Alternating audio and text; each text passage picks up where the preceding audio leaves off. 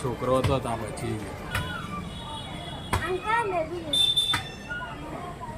બચી ગયો, માથા પર જ વાગ્યો.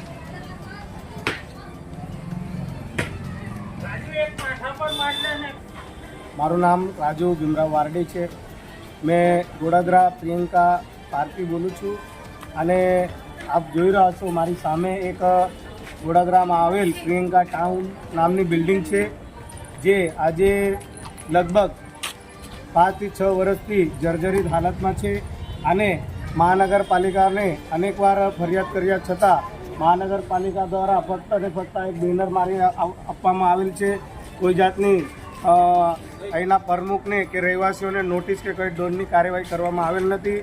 આજે આપણે જોઈ રહ્યા છો કે હાલ જ આ બિલ્ડિંગમાંથી મોટું ગાબડું પડી આવતા આ બાજુમાં કિરાના દુકાન છે, જેનાથી જે નાના બાળકો અને જે મહિલાઓ કિરાના લેવા આવેલી એમના પર આ કંઈ નુકસાન થઈ શકતું હતું. અને આ બિલ્ડિંગ ગમે ત્યારે પડી જાય એવી હાલતમાં છે. તો મહાનગરપાલિકાને અમારી વિનંતી છે કે આ બિલ્ડિંગમાં રહેતા લોકોને એમના જાન માલને નુકસાન નહીં થાય એ માટે સૌને ચેતવણી આપી દંડની કાર્યવાહી વસૂલ કરવા જોઈએ.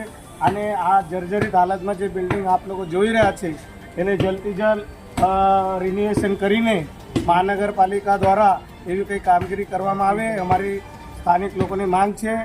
ધન્યવાદ.